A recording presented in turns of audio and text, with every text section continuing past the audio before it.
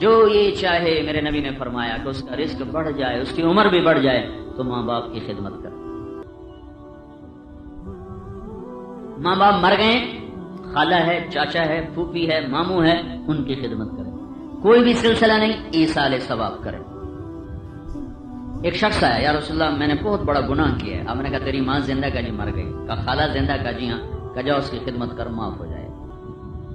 تو میرے نبی نے فرمایا جو یہ چاہے اس کا رزق بڑھ جائے، اس کی عمر بڑھ جائے، تو اپنے ماں باپ کی خدمت کرے۔ ماں باپ زندہ ہیں، ان کی خدمت کرو، وہ دنیا کی بھی نجات ہے، آخرت کی بھی نجات ہے۔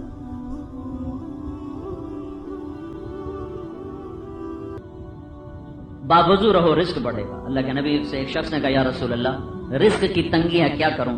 آپ نے فرمایا باوضو رہو، اللہ تیرا رزق بڑھا دے گا۔ جو اشراق پڑھ کے نکلے گا مسجد سے، اللہ اس کے سارے دن کے کاموں کا ذمہ دار بن جائے گا۔ جو 8-10 بجے 2 نفل پڑھ لے گا، اللہ اس کے رزق میں برکتیں پیدا فرمانی شروع کر دے گا۔ یہ وہ اسباب ہیں جن سے اللہ رزق بڑھا دیا کرتا ہے، دنیا بھی بنتی ہے، عقبہ بھی بنتی ہے۔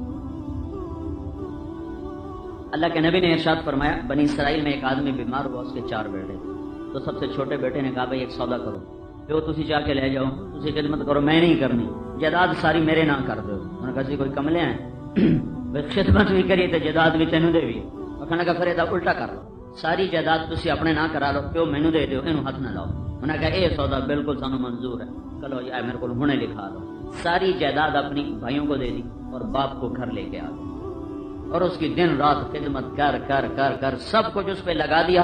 باپ بھی مر گیا، آپ بھی ویلا ہو گئے۔ اب آیا فاقہ، کھانے میں کچھ نہیں، رات کو خواب دیکھا ہے کہ فلاں جگہ 100 دینار ہیں، نکالو۔ اس نے پوچھا برکت والے کا؟ نہیں، کہ مجھے نہیں چاہیے۔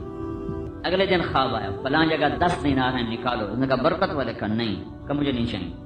اگلے دن خواب آیا فلاں درخت کے نیچے 1 دینار ہے، نکالو۔ یہ پوچھتا ہے برکت والا کہاں؟ برکت والا۔ اب باپ کی خدمت کی واپسی شروع ہو رہی۔ یہ گیا، زمین کھودی، 1 دینار نکلا، دینار لے کر بازار کو رخ کیا کہ کچھ چیز لے لوں۔ مچھلی فروخت تھی بڑی، مچھلی اٹھا کے لیا۔ مچھلی ہمارے ہاں تو کاٹ کے دیتے ہیں نا، یہ اب بھی ادھر رواج ہے، کاٹ کے ایویں ہی چاہ کے دیتے، وہ کاٹتے بھی نہیں، میں سیدھی ساری تیل پا کے تل دیں۔ وہ اس کو لے کر آیا، جب اس نے اس کو چیرا تو اس میں اس کے یہاں کا گل پیڑوں میں موتی نکلے، انڈے کے برابر موٹے۔ وہ حیران ہوا، وہ 1 موتی لے کر جوہری کے پاس گیا، یہ بادشاہ کے پاس جاؤ۔ وہ بادشاہ کے پاس گیا تو اس نے جوہریوں کو بلایا کہ اس کی قیمت لگاؤ۔ ان کا جی 18 خچر سونے کے بھرے ہوئے، کہ اس کو تول کے دے دو۔ 18 خچر گھر آ گئے۔ کچھ عرصہ گزرا تو جوہریوں نے کہا حضور بادشاہ سلامت یہ جوڑا ہوتا ہے۔ اس سے پوچھا اس کے بعد دوسرا بھی ہے؟ تو بادشاہ نے اس کو بلایا۔ وہ بادشاہ آج کہتے تھے نہیں نا، قبضہ گروپ، کیا حکومت، کیا عوام، ساری قبضہ گروپ۔ تو بادشاہ نے اس کو بلایا، کہا بھائی تیرے پاس دوسرا ہے اس کا؟ کہا جی ہے۔ کہا یار وہ دے دو۔ کہا جی پہلے قیمت آپ نے لگایا، میں لگاؤں گا۔ کہا لگاؤ بھائی لگاؤ۔ کہا جی 60 خچر لوں گا، 60 خچر۔ کہا ہمیں تول کے دے دو۔ تو باپ کی خدمت نے 11 پشتوں کے لیے روٹی کا انتظام کرنا۔ 3 دن پہلے میرے پاس ہمارا اپنے ذمہ دار بھائی آیا میرے پاس، مجھے کہنے لگا میرا پتر ایڈا نا فرمان ہے جی اگ جو سڑدا بھی پیا ہوئے تو میں یہ نہ اکساں شالا بچ گیا۔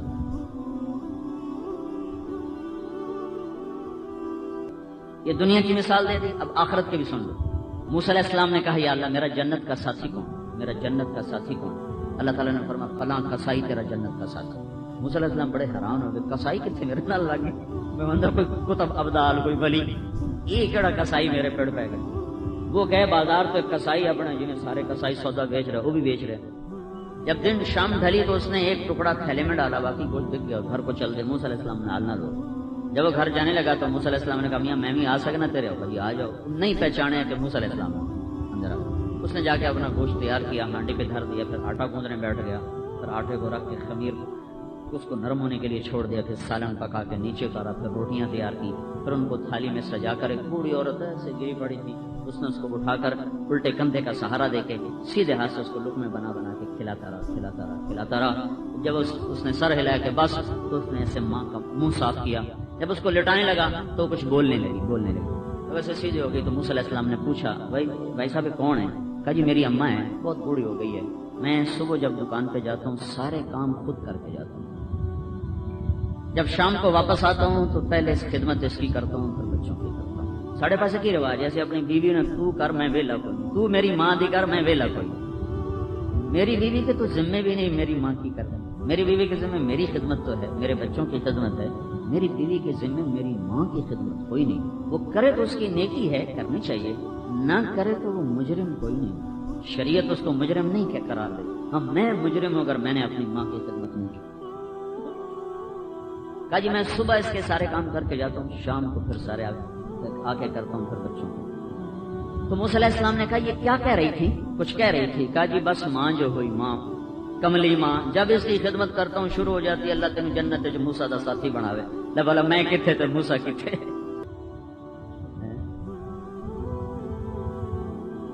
دنیا بھی آپ کو بتا دی، آخرت بھی بتا دی۔ یہ وہ راستے ہیں جن سے رزق آتا ہے، جن کو لوگوں نے سمجھا نہیں، پھیرا پھیری نو ہی روٹی سمجھا، جھوٹ ہی روٹی ہے، غلط بیانی ہی رزق ہے۔ یہ سانپ بچھو ہیں جو پیٹ میں جاتے ہیں، انہوں نے کبھی کسی کو ہرا نہیں کیا، نہ مجھے کریں گے نہ آپ کو کریں گے۔